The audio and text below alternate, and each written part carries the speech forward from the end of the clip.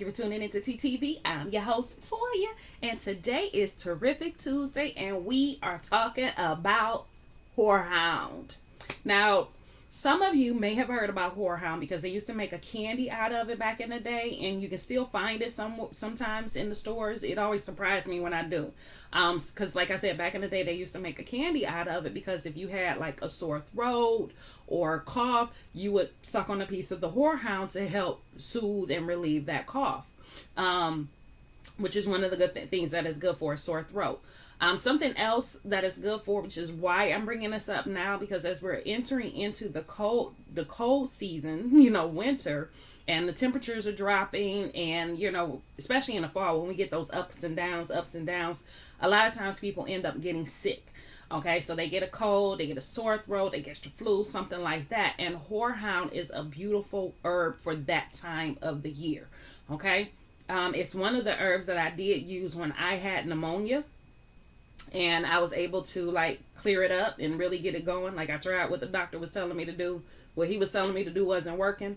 So I switched and did my own thing, and horehound was one of those herbs that I use. And the primary reason for that is that horehound is really good at breaking up congestion and getting it to move out. Like it get it going, get it out your system.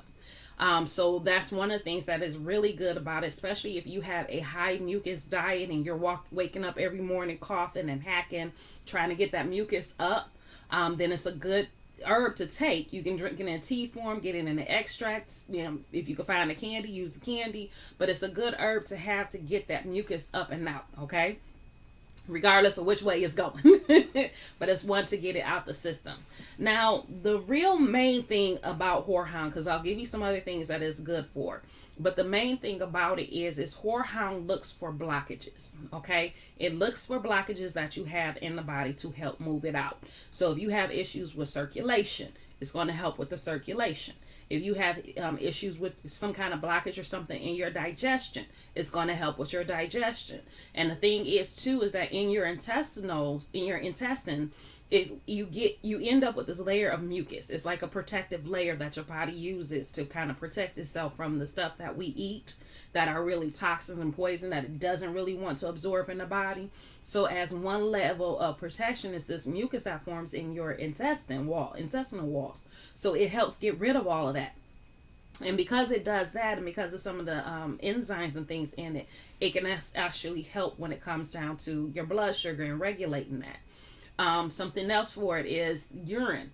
Some people have blockages with the urine, especially as you get older. Our seniors, where they end up with those issues, like they can't go to the bathroom, they can't pee, it takes them a couple of days or maybe even an hour. You really need to go to the bathroom and you're having a problem getting your urine to pass, then horehound is a good one. Some people have used it for jaundice, it's been used for that. So there are different things about it, but basically, if you have a blockage in the body, horehound likes to get in there and just really knock it out. Okay, just get it out of there. So like I said, if it's mucus, circulation, something in your digestion, your urine, like it really helps to get in there. So because of that, it's also good for your kidneys and your bladder. Okay, but that's pretty much it. Okay, and like I said, it's beautiful to have around this time. I try to keep it in stock, especially around this time of the year, because it never fails, somebody in the house gets sick. Usually it was my youngest son was the one who started it because he eat like crap.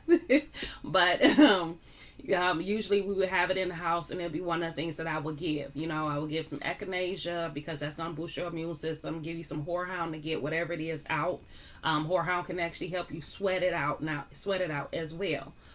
So it's really good when it comes to your respiratory, because that's where a lot of people have breathing issues, because mucus likes to settle in your chest and sometimes in your lungs. So the horehound helps to get all of that out. Another one I'll use with it too now is skullcap, because skullcap is a wonderful herb as well, because it also helps with your respiratory issues, but it will also help you get the rest that you need. So that goes back to what I was saying before, like in previous videos, like you have these herbs that have these jobs that they do, okay?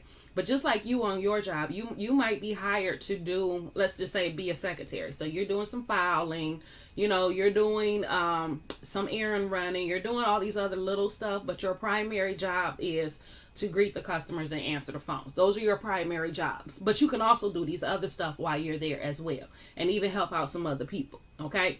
And that's kind of what a herb is as well. It has its primary jobs, but it also does these other things as well. So when you use them together, like I said, Horehound is good for moving blockages and getting stuff out of your respiratory issues. Skullcap is good for getting stuff out of your respiratory issues and getting stuff flowing in your respiratory as well. But Skullcap will help you sleep. Horehound will help your digestion clear and help you get the stuff out the body. So even those two herbs, even though they do similar things, like their primary function is the same, which is to help clear up your respiratory issue, your respiratory system.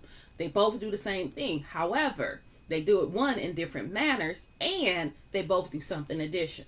So I like to have Horehound on hand, like I said, especially in the wintertime, in the fall and in the winter, because of the fact that it does help with those respiratory issues. And, we end up with cold and the flu and all those other viruses and stuff that go around that plague us every single year. Pneumonia, like all of that. And so Horehound is a good way to help combat that, and even help to clear it up before you even get it.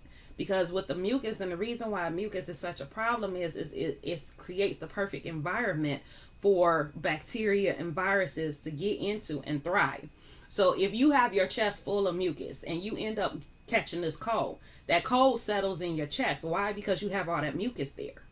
And so it settled in and like, ooh, this is nice and cozy. Okay. And what you want to do is make it uncomfortable for it. And that's where that Horehound comes in. So you take the Horehound, the environment gets uncomfortable because what it's cozying up against is being extracted out.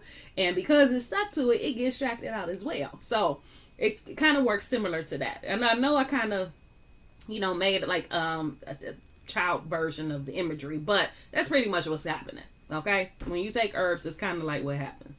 But in any case, that's it for today. Like I said, get you some Horehound. You can take it in an extract, in a tea.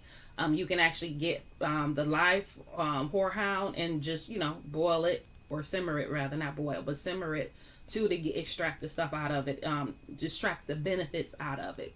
But anyway, go get you some Horehound, have it on hand, especially if you got the little ones, because it is a wonderful addition to have in your medicine cabinet for this time of year. So I love you, and I will talk to you tomorrow.